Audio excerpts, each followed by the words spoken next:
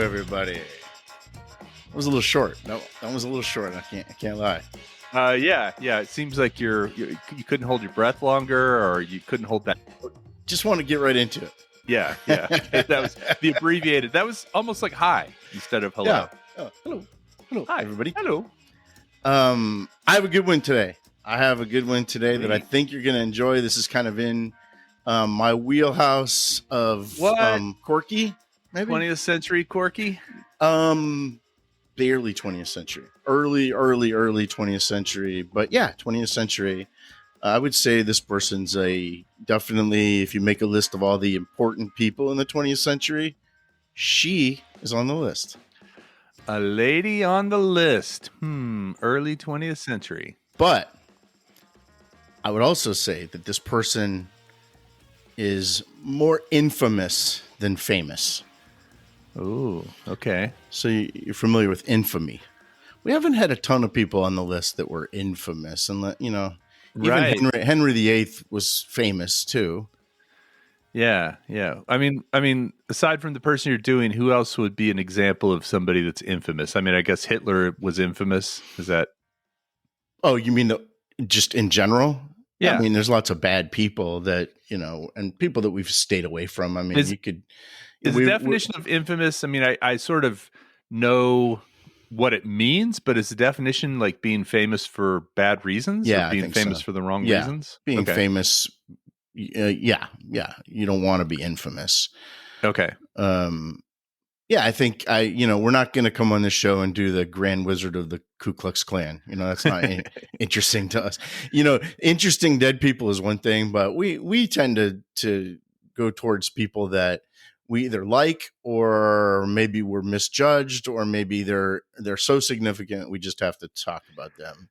Yeah. So we tend to skew famous instead of infamous usually. Yeah, and the person I want to talk about today, she was infamous for sure, and I want to see your reaction to kind of how I'm going to tell you her story and then figure out like how she reads today.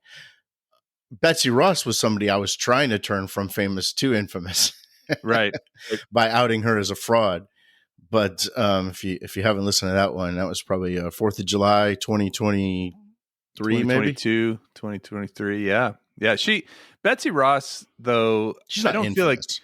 I don't feel like what happened was really her fault. I don't think she actually, is the one that was taking undue credit. Mm-hmm.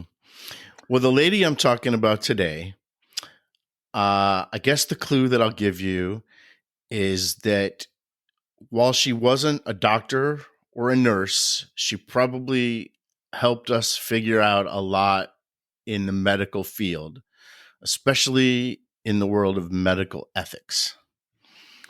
Medical ethics. And it's a common name, huh? It's somebody that yeah, you would have heard. This is right in our lane of you've heard of her, but know nothing about her, probably.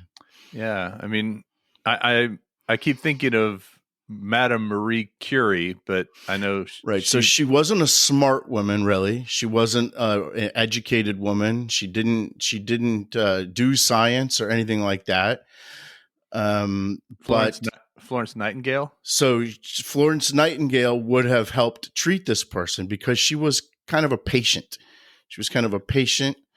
And she was an Irish woman that lived in New York. She was born in 1869 in Ireland, in Cook's County Tyrone, in Ireland, and died in 1938 on North Brother Island in New York City. Oh, in quarantine. Was that a place where they had like leprosy colonies or something? Yeah, she died in quarantine. I'm trying to think of what else. Smallpox? I'll even tell you her name. Her name was Mary Mallon. Mary Mallon. Otherwise known as Bloody Mary? Typhoid Mary. Oh. Have you ever heard of Typhoid Mary? Maybe. Well, settle in. I've got a good story for you. This is a really interesting story. So, like I said, Typhoid Mary. She was born in 1869, died in 1938, and buried in the Bronx. So Typhoid Mary was probably born. She was probably born with something called typhoid fever. Okay. That's different than cat scratch fever. It's different than Dance fever. dance fever. Typhoid fever used to be something that was pretty nasty, and she was probably born with it because her mother probably had it when she was pregnant with her. Okay. So I don't know anything about. I've heard the name typhoid before, Yeah, and so is typhoid and typhoid fever the same thing? yeah. I think there's also Okay. something called typhus, but that's something different. But typhoid, yeah, typhoid fever. So typhoid fever is a disease that's caused by a bacteria, right? So these Okay. days, that's not a big deal because we have antibiotics, right?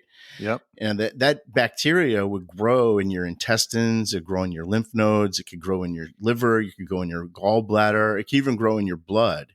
Wow. And you start getting the symptoms like 6, but even as up to like 30 days after you're exposed, because it's like it just takes root in your body, and then it's really nasty. It gives you a high fever, abdominal pains, vomiting, diarrhea, all that nasty stuff. Sometimes people get a rash or get confused, and it can last weeks or even months if you don't have treatment. But here's the key is that some people, just like what we were found with COVID in the early days, some people can carry typhoid fever without symptoms, and they can Ah. be contagious, and a word that we just learned a few years ago, asymptomatic, right? Yeah. Or that we maybe didn't learn, but we were throwing it around a lot a few years ago, right? Sure. So this woman was born with typhoid fever because her mom probably had it when she was pregnant, but was not sick, did not present as sick, was not somebody that was in and out of hospital. She was perfectly healthy, but she was contagious and had this thing called typhoid fever. Now, the good news, even if you were lived with somebody today with typhoid fever, the good news is it's even though it's contagious, it's pretty much only spread by eating or drinking food or water that's contaminated by the feces of an infected person. Oh, we're going to get a little nasty here, by the way. Yeah. Yeah. That Okay. that doesn't sound good. So No. so typhoid Mary had the typhoid. She was born with it, and then you said she lived until she was like, I don't know, 60 years 69. old, Yeah. Yeah. almost 68. 70. Six, yeah. So I And guess didn't if die it. of it. Died of pneumonia. Like it didn't affect her. She was just a carrier of it. Oh, okay, okay. So she didn't have symptoms. She was asymptomatic. Yep. And didn't really probably even have, like, she was a carrier. I don't know if technically you could say she had typhoid fever. Certainly, if you tested her, and they did lots, she would come up positive, but she never had any symptoms, and it didn't kill her. And she went Um, around pooping in people's food so they would well, get it. no, this is a good story here. I'll just hang on. Ugh. Now, a vaccine for typhoid fever came out in like 1896. It was even updated in 2018. You pretty much only need that vaccine if you're traveling to a place Okay. that has bad sanitation. But if you do get it these days, antibiotics can help. But I'll tell you what helps. The reason most of us don't get typhoid fever is because of hand washing. Ah. Now, back when Typhoid Mary was around, the germ theory was still not. It was controversial. There were some medical journals that had put out the idea of germ theory, but it wasn't accepted by everybody, even in the medical community. And the idea, and we definitely didn't know that washing hands could prevent.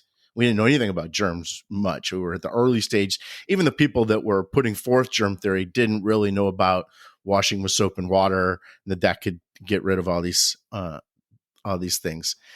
So, um, and by the 1940s in the developed world, typhoid fever kind of went away.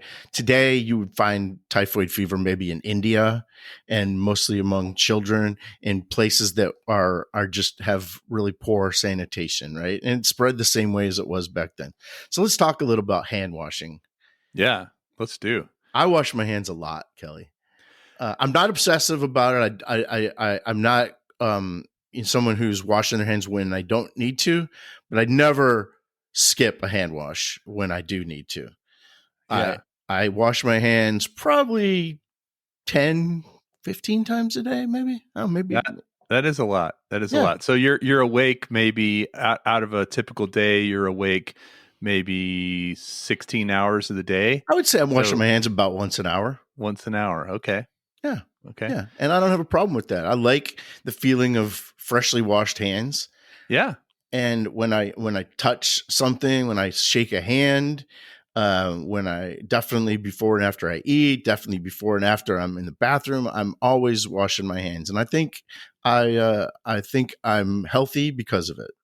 That's a well, they say that, and I think also oral your oral like teeth health also is Mhm. very related to the rest of your body. Yeah. Um, I in terms of washing hands, I did develop a habit similar to that, probably not that many times a day, but during COVID, Oh yeah. I would wash my hands a lot and Did they just get chapped? Did they get chapped? um no, I didn't really have that issue, but I actually have filmed some surgeries in the past, and I've been in the OR during surgery, but also watching doctors scrub up before Mm. they go in. I don't know if you've ever seen a doctor scrub up before they go into surgery. Yes, they It's wash all all the up way to up the to the elbows, right? elbow, Yeah. and they like do this thing in between their fingers, and I mean they just wash their hands like that. And I found when I wash my hands, I do tend to do it for longer than what probably most people do.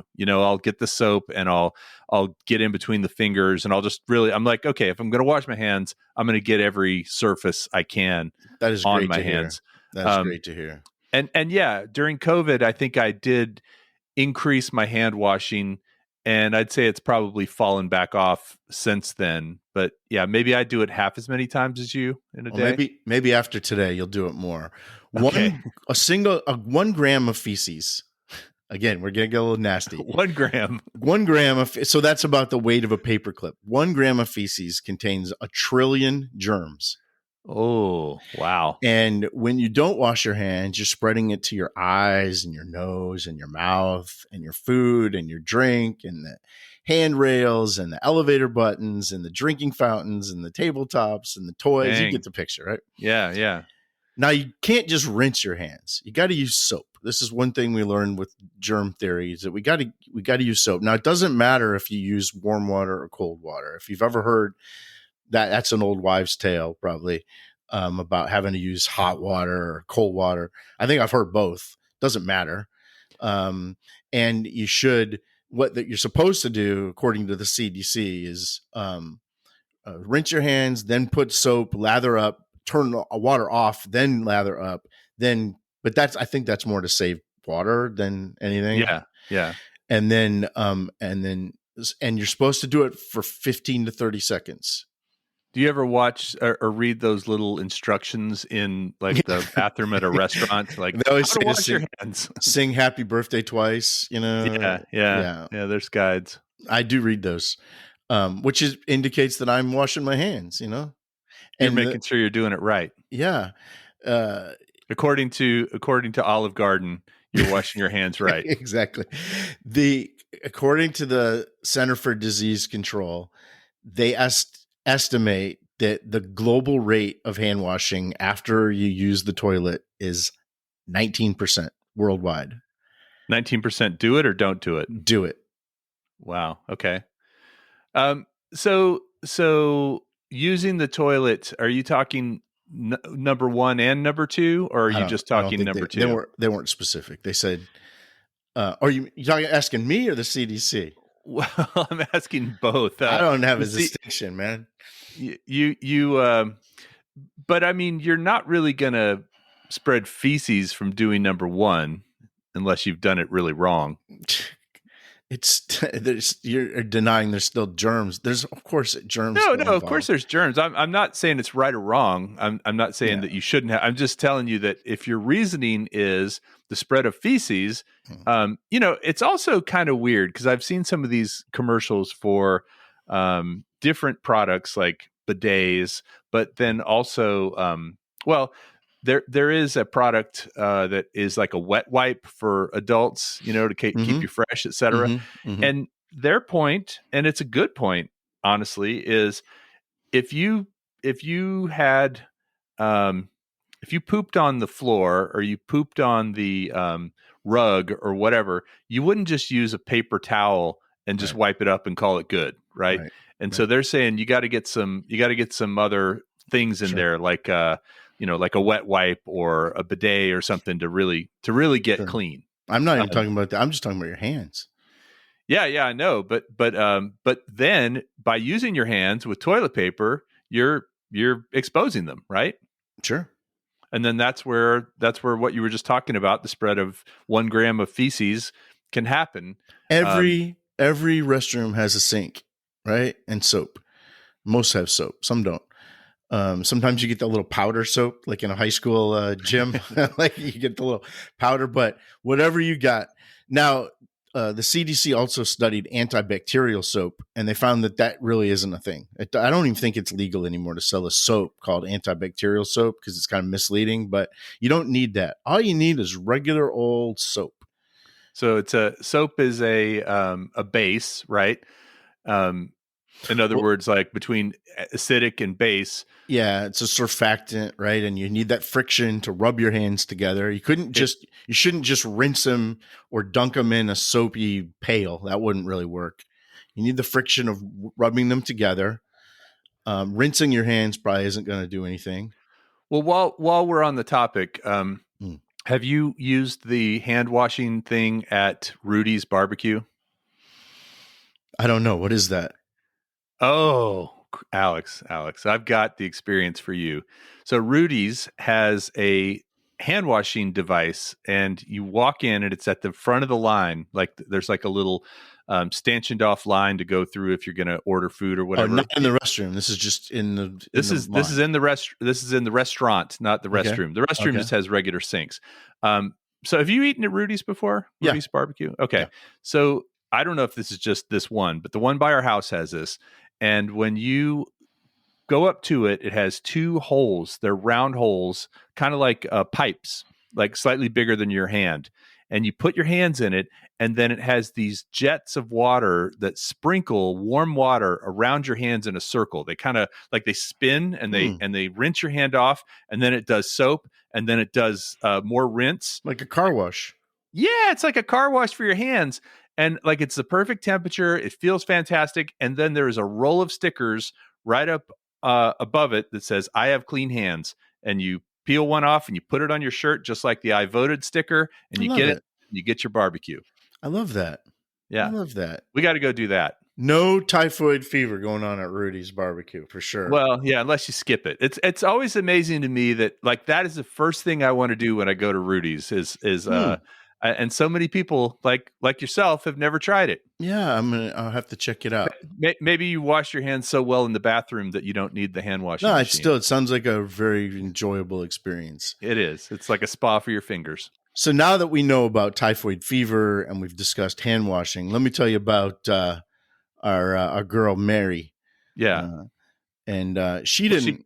was Not she called surprisingly, Typhoid she Mary? did not like to be called typhoid Mary. By the way, Oh, but she was called that during her life. That wasn't a posthumous thing for her. oh yeah, yeah. I'll tell you all about it. So she, like I said, she was born in Ireland and came to the U.S. at the age of 15, like a lot of people from Ireland did during the late 1800s. And the best way to make money for her at the time was to be a cook for rich people. So she was in New York. There was a lot of wealthy folks like your Rockefellers and other friends.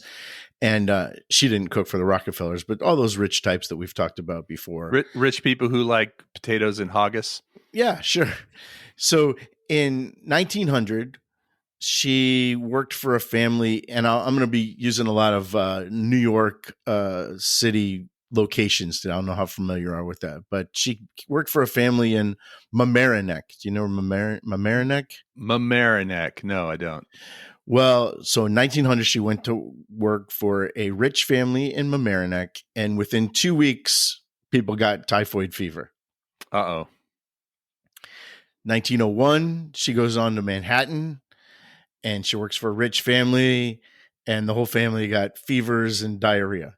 Uh, Then she went to work for a lawyer, and 7 of the 8 people in the family got typhoid. Now, typhoid wasn't that common in New York at the time. It wasn't like it was running rampant. It was a and pretty is it deadly? it Will it can kill be. you? It can. Yeah. Okay. Yeah. So it so it wasn't like typhoid was everywhere, and especially not in New York City. It was kind of a rare thing even then, but it was more common than it is today. But again, people didn't know about the germ theory either. So 1904, she goes to work for another lawyer. And that one, there's a separate house for the family and for the staff. So the family didn't get it, but 4 of the servants got it. Mm. And nobody in the family got it. Then she went on to a place called Tuxedo Park in New York. By the way, what a great name for a place Yes, to live. I live in Tuxedo Park. Like, if you're rich, you got to live in Tuxedo Park, right? Yep. 2 weeks after she got there, the laundry worker died of typhoid fever. Oh, Mary. 1906, she goes on to Oyster Bay on Long Island and worked for a banker, and 6 of the 11 people in that family got it. And so that guy was a banker, and he had a lot of money, and he said, I need to find out, like, why did half my family get typhoid fever? So he hired these people to come and take water samples in all the pipes and every place in the house that they could possibly do that, and they all came back negative. There was no typhoid running through the house, so it was all still kind of a mystery. So then he hired an investigator named George Soper. George Soper is the only other real character in this story. And But what a great name for a investigator of typhoid, right? Soper, yeah. Yeah. And he wasn't an epidemiologist, is what we'd call these medical detectives now, but he was just a simple investigator.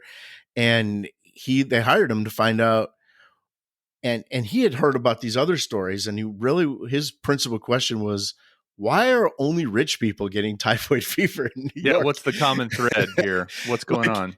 usually you would find typhoid in poor parts of the country that didn't have good sanitation, but it seemed like in New York City, only the rich people were getting typhoid whenever it would go. And again, it wasn't a lot, but it was enough to be curious. So initially, he was doing his investigation. Initially, they thought it was the clams.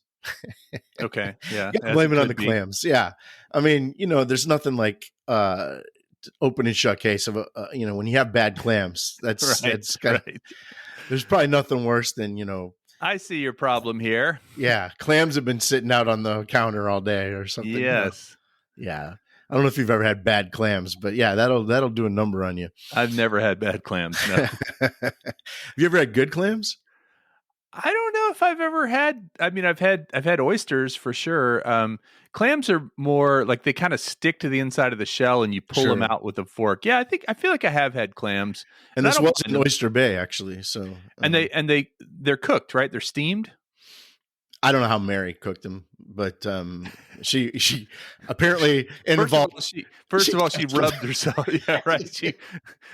Where's the toilet paper? Hold on. rubbed them through her fingers Right, first. I right. don't know how she prepared them, but I had a feeling it involved touching them.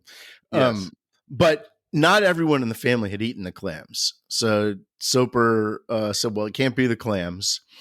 And so after looking at all these different cases, he did discover that every one of them said, well, we did have this Irish cook lady who's not here anymore. Because Right. every time somebody got sick, she would bounce. She would not stick around. So she knew she was causing it. Well, no. Oh. We don't know. This is the question we're going to keep asking throughout the rest of this story. And she would always leave no forwarding address. So they were like, we used to have this Irish cook and we don't anymore. And I don't know how to get a hold of her. And every place was kind of given the same story. He finally found her on Park Avenue, in a penthouse on Park Avenue. And Soper came up and confronted Mary. Now he's this, big New York investigator. She's this poor Irish lady. And so when he confronted her, I'm going to give you 2 choices of what happened as a result of that. A, did she apologize, thank him, and say she would never do it again? Or B, did she threaten him with a carving fork? I'm going to go with B because it's a lot more interesting. That's exactly what Mary did. She chased him down the hall with a carving fork and told him never. Covered in a gram of feces. She said, Oh man! Well, I'll learn you. he Good. also asked her to give her feces and urine samples. Not a great resume builder. You're right. So she, instead of that, he said, well, just tell me where you've worked. And she told him all the places she'd worked. And it turned out that 7 of the 8 families she had worked for had gotten typhoid fever within the last 6 years. And so at the time, most healthcare workers knew that typhoid came from contaminated food and water, but they didn't really understand that it could come from asymptomatic people, healthy asymptomatic people that never looked sick. The idea that a person who wasn't sick could get somebody sick was pretty out there, and that just didn't seem possible, right? So you could see how she, who had never really been sick ever, would take offense to this, right? Yeah. Yeah. She didn't. I feel fine. Why are you blaming me? Now, when I say healthcare workers didn't know that, I think there was science did know that. It just wasn't really out there. I don't really have a sense of how prevalent that notion was. I don't think the everyday person did it, but the health department did know it. And they realized that she was a carrier of this, and they didn't want to take any chances. So in 1907, they arrested Mary and as a public health threat, put her in an ambulance, restrained her, and by restrained I mean they sat on her, and they took her to jail, and they made her give or like a hospital jail. They made Wait, her, when you say an ambulance too, this was probably horse drawn at the time? no, no, no. This 1907? is, yeah, this is, I think, Driven by Disney? yeah, I was going to say, I think we had ambulance drivers. Everybody that went to World War One. II started, yeah, World War I would start as an ambulance driver. Yeah. Yeah, I think it was a legit. I think there was police, like 5 police had to throw her in this. She was not a willing participant. And then for 4 days, she wasn't allowed to use the bathroom on her own because they wanted to get samples from her to see if she had typhoid fever so they could determine if she was indeed a carrier. Well, she had so much typhoid in her stool. There's another funny word, I think. Well, you remember Henry VIII? We talked about why they call it a stool because that's what they sat on was a Right. stool with a hole. Yeah, and what was the man called? That the groom of the stool. He was in charge of the king's bowel movements. Yeah, in charge of. I like to be in charge of my own. But that's just me. And Mary wanted to be in charge of her own, but apparently that was she wasn't. The law was the long arm of the law. So the long gloved arm of the law. So she, let's hope it was gloved. She had so much typhoid in her stool that they decided that it was probably deep in her gallbladder. This infection, this typhoid infection. Okay. Now during questioning, they asked her all these questions, and they asked her, "Do you ever wash your hands?" And she said, "No, I almost never wash my hands." So there you go. I don't know why they asked her that, but that was a pretty good clue there that something was going on. It wasn't unusual back then for people to not wash their hands or not take not even showers bathe. Yeah, I was going to say nobody was really doing anything on the hygiene front back then. Hygiene wasn't a thing, as we learned. It was all wigs and powder. Yeah, and that was the rich people. I'm sure for people that were, I mean, Mary was really poor. Even though she was working for rich families, she was making about $50 a week, I think. Okay. So the germ theory was still controversial, but they did get the information that she almost never washed her hands. So they decided what to do with her. They decided to sentence her to quarantine on this place called North Brother Island. It's over kind of like by Rikers Island, you know, the jail in New York. Yeah. So it's this island all by itself, and there was like a hospital there, and they would she had to give urine and stool samples 3 times a week. Now, they wouldn't all come back positive, but I think they did it about 160 times, and about 120 times it came back positive for typhoid, which was, again, weird because she wasn't sick and never had been sick. And they said, well, let's just take your gallbladder out then. Now, back then, that was a pretty major surgery, and a lot of people died when they got their gallbladder taken out. So it's pretty dangerous. And she refused to get her gallbladder taken. I don't think they could have forcibly done that, even though she was a public health threat. That was maybe a bridge too far. But and she didn't believe it. She didn't believe anything they were telling them. You know, this idea that you have typhoid fever, even though you're not sick. You carry typhoid fever. Right. You carry this thing and you're getting people sick and you are a menace to society. And not in a good way. Right. And they also said, all right, well, you can get out of this quarantine if you take your gallbladder, if you get your gallbladder taken out, or if you stop being a cook. And she said, no, I can't do that because it pays well. So yeah, she was, that was her skill. Very stubborn, though. She was poor, and there was only so many things, probably a woman of her education. She was an immigrant.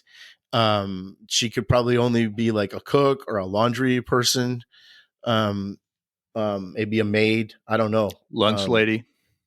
Not even. I mean, imagine that. How many kids she would have gotten sick? That would have been terrible. Although I think lunch ladies wear gloves. Absolutely. Usually. And hairnets. Now, Yeah. but back then they probably didn't, because they didn't know about the germ theory. So by this time she was starting to get famous, though. And the name Typhoid Mary was kind of penned, and she was being referred to, and there was newspaper articles written about Typhoid Mary. And she did not like that name, obviously. Who would? Yeah. And Soper told her that he would write a book about this and give her some of the royalties. And she said no, and she locked herself in the bathroom until he left. Like, she was a very stubborn woman. Yeah. Even though she needed money, that, I feel like that would have solved a lot of the problems. Don't be a cook. I'll give you some book money, and we won't have to take your gallbladder out. But she was very stubborn and didn't believe anything anyone was telling her. Wow. So in 1910, the new state health commissioner decided that nobody should really be quarantined anymore. And that was a pretty awful thing to do. So he would release her if she would just not be a cook anymore. So she agreed to that. So she went back into the city and became a laundry worker. But then she got hurt. She got like an arm injury, and then her arm got infected. And then she couldn't work for like 6 months. And laundry workers only got paid like $20 a week.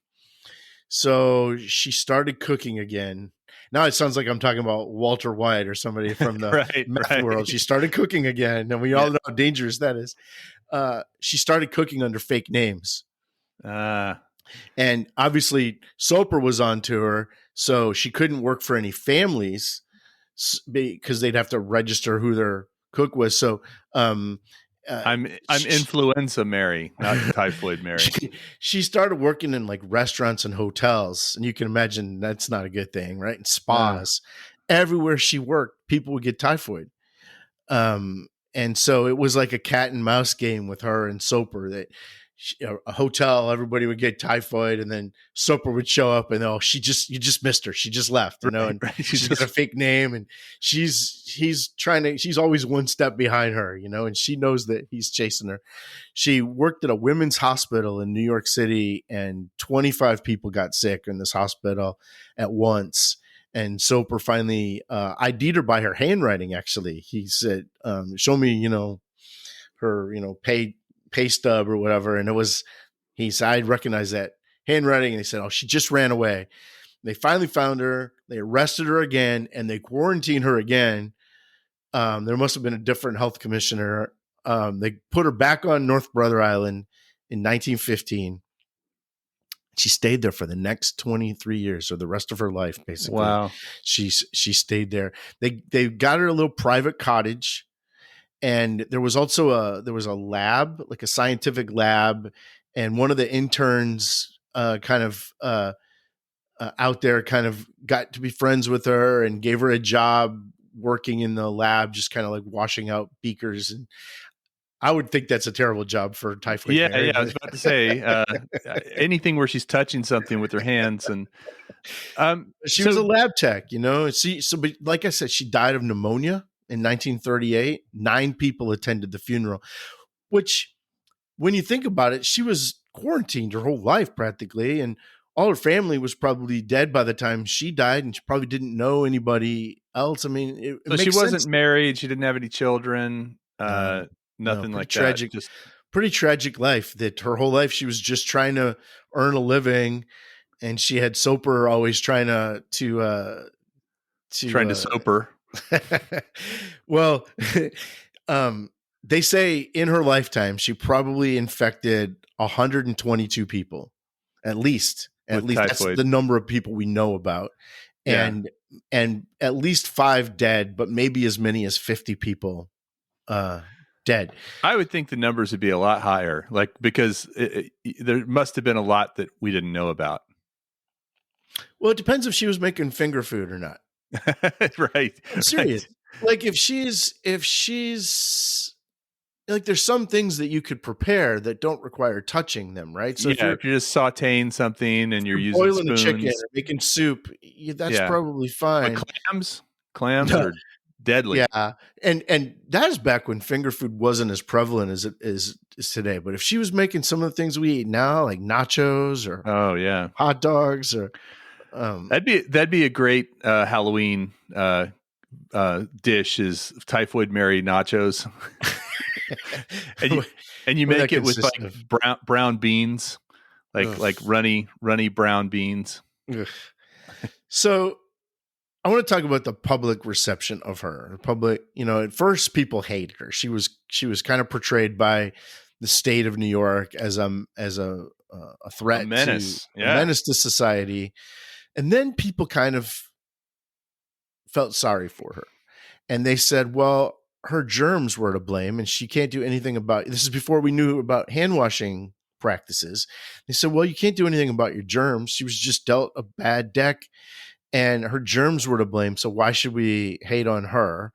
And some people say that Soper didn't handle it very well. I mean, he shows up the first time he met her and demands says basically urine and feces tests. He says, you are spreading death and disease with your cooking, and I want samples of your feces and urine. That's pretty harsh, man. And well, it's all about how you say it, right? I mean, if he had read Dale Carnegie, he probably could have said it in a more good point. Yeah. And I think today, if we were dealt with the same type of individual, I think we would try to make her understand germ theory, make her understand. I mean, we know about hand washing now, but and they would probably try to find her a suitable job, Yeah. But instead, they treated her like a lab rat. They called her a menace. They wanted to lock her up, and then they wanted to, constantly take samples from her. I don't know why they needed so many samples either. Like, you'd think after the first 10 samples and 8 of them come back positive, you kind of know what you know. I don't know why she would have to give 3-4 samples a day. That just seems kind of excessive and maybe a little cruel. If you're a doctor or a lab technician out there listening and you know why they took 100 and something samples from Typhoid Mary, let us know. Not at dirtnapcity.com. We'd love to hear your thoughts on it. My guess, Kelly, is the reason is they just didn't know what was going on. You have this healthy person here that's spreading, and they just have to know, like, does this stuff come and go? Does it come? Maybe they were thinking maybe it had something to do with her cycle, or maybe it had something to do with the moon or something. I don't know. Who knows? What they were trying to find something to correlate with why all these rich people were getting sick. My take on her, though, I really am fascinated with her stubbornness. So I don't know if you've ever heard me say this, but I frequently talk about stubbornness and how stubbornness is, in my opinion, is probably the number one cause of death. It's probably the number one cause of divorce. It's probably the number one cause of people getting fired. When you boil it down to it, people, when they're stubborn, when they have information and don't do anything with that information, when they're getting feedback and not doing with it, thinking they know better, right? So you know something's bad for you, you do it anyways. You know something irritates somebody and you do it anyways. You know that this is against the rules or against the law, but you do it anyways. That to me is stubbornness. And to me, her stubbornness, because she didn't believe in germs, she had never been sick. How should she be a carrier? She wasn't trying to hear anything new about this. She wasn't absorbing all this information that these health officials were telling her. To her, it was maybe her stubbornness was a defense mechanism also, because she was felt threatened, but it was her stubbornness that got her into all this mess. They just said, if you just stop cooking, and maybe today they would find her a job that made as much as a cook, or maybe it would have been cost effective to just pay her to not cook. That's maybe what we would do today, is just Pay you a cook's salary not to cook. well, It's you'd like go on paying disability, farmers not right? to farm. Like she would be on disability today, Yeah. Yeah. and she would be able to survive, and maybe well, today she'd probably be a blogger and a podcaster as well. Right. And because those are pretty lucrative jobs, we know that. Right. She was. I think today, obviously, 100 years later, we would have treated her differently. But here's the question I want to ask you. Sure. At first she was naive. At some point, after all these health officials are going to the trouble of quarantining you, at some point they're telling you that your actions are making people sick. I don't know if your ignorance, like I say, or stubbornness or whatever, can be a defense for very long. At some point, doesn't she become a murderer? When she actively knows that she shouldn't be cooking for people, but does it anyway. 7 of the last 8 families you cook for got typhoid, and some of them died. And then you go out and you keep cooking for families. Do you have to actually believe in the science to be the murderer? Or look, the fact that this thing keeps happening and you keep doing it, at some point, aren't you culpable, responsible for some of that? I think she is responsible, but the question isn't whether or not she is a murderer, because she is a murderer, but it's whether it's intentional or not. Yeah, sure. You could get her on manslaughter, but not murder, maybe, right? Right. If you're saying that she killed people, her actions killed people, then yes, her actions did kill people. But if it was intentional and it was actually murder, that's a different story. I mean, I certainly I waffle back and forth between having empathy for people like that, because she was in a spot where she had to make a living. She only had one way that she knew of to do it. This was an era where you kind of stayed in your lane professionally. There wasn't a lot of upward mobility for somebody, especially a woman who was an immigrant at that time. And so she saw cooking as her one thing she could do that could make her a decent living, or maybe not even a decent living. And she kind of just dug her heels in. But you said earlier, you mentioned about her stubbornness. I kind of think that stubbornness is a synonym for ego, right? And that ego and stubbornness go hand in hand, and that maybe ego or stubbornness is a symptom of the ego. And that when you are able to realize, okay, I could be wrong, and the people telling me this are telling it to me for my good and for the good of people around me, maybe instead of arguing with them, I should actually listen to them, kind of thing. But emotional maturity wasn't something a lot of people had back then, I don't think. No, and I think about, what if this was a drunk driver that thought, I drive better when I'm drunk, I'm not going to listen to those people, and just habitually was going out killing people. I think those people existed. I think there's people that did do that back in the day, maybe still do. Well, I think the laws and the penalties and the social stigma of it has gotten a lot stronger today. And the thing is too, there wasn't really, at least at first, there probably wasn't a lot of social stigma, because people didn't even really know what was going on. It wasn't like they could say definitively until she got those tests done, and then they saw, oh, okay, I clearly see the correlation here of what's going on. And she still wasn't buying it then. She didn't understand how these little bugs. That's the point at which, but she couldn't see them with her own eyes. I don't know if they ever put her eyes up to the microscope and let her look at them, but No, in fact, I think she said just that. She said, I don't understand how you're telling me invisible bugs that I have in my gallbladder are making people sick. I don't understand. You're telling me something invisible is making people sick. That She was doesn't make any born in sense. the 1800s in Ireland, right? Yep. And so I could see where that would be her stance. Sure. Sure. So you are saying she's not a murderer. I don't think she was a murderer, but I do think that she should have been held responsible, and that probably putting her in quarantine like that after she refused to comply was the smart thing to do. Yeah, it's pretty. They still use her case in medical school and nursing school as a good case study in medical ethics, because it just does have a lot of meat on the bone about how we treat people. Or a lot of bacteria on the poop, Clams. as it might be. Yeah. Now, she wasn't the only one.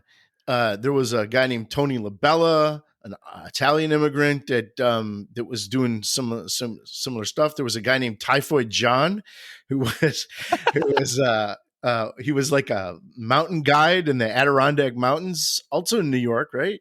But he was like a mountain guide that was making people sick. There was a guy, Alphonse Cotilles, was another restaurant owner, I think. Worst There job was for a typhoid carrier. Typhoid Jenny in Chicago was doing. She wasn't a restaurateur. I forget what it was she did, but she was making people sick. It turns out there was 400 other people just in New York that were asymptomatic carriers of typhoid, but she was the only one treated like this. They were tossing into the stuff, and probably because She got rich people sick. yeah, maybe that's a good point. I was going to say maybe because Soper, like like that was his, it was like Elliot Ness and Al I'm going to Capone. make Yeah, an example out of you. Well, but also, it's one thing to get the average citizen sick. It's another to get the hoi polloi, the who's who of New York that's a sick. great point. If she was getting You get the mayor soup sick, kitchen, or if she was working in soup kitchens, would she have been considered a menace to society, or and infecting 50 to 100 people at a time, or a family of 8 that were really rich? yeah, But on the other hand, because these people were rich, they had the resources to hire detectives and actually figure out yeah, what was going on. If she hadn't, then this might have continued for a while. I mean, it really advanced our thinking in terms of germ theory. And like now we see, oh, this is taken to its extreme. This is what can happen to you. Um, but I'm kind of obsessed with this story because of all the stuff that it entails. And it's a I love looking at things 100 years later and seeing if we made the right call, and I think this is right in that lane, because clearly people back then, everybody was operating with different information than we have now. So now we can look at it with hindsight and say they were all behaving badly. Soper could have done better. Mary definitely could have done better. But I feel bad for the poor people that just hired a cook, just wanted some Irish food. yeah, and ended up with the ultimate hangover. Oh man! So keep washing your hands, my friends. Yes. If you want to send us a picture of yourself washing your hands, we'll send you a Dirt Nap City sticker. Yeah, 100%. Instead of the "My hands are clean," we'll send you a Dirt Nap City sticker, which will look really nice next to it. If you're washing your hands at Rudy's, we might send you 2 stickers. Yes. Mary cooked the clams with her hands so fair. Rich folks never knew disease she bare. No malice in her heart, she just did her part. Leaves behind a song and a haunting art. Typhoid Mary smiles with those hands of doom. Beauty hides her wiles in the kitchen's gloom. Each employer fell to a fate unseen. Mary's pure as spring, yet her touch unclean. No one saw her crime in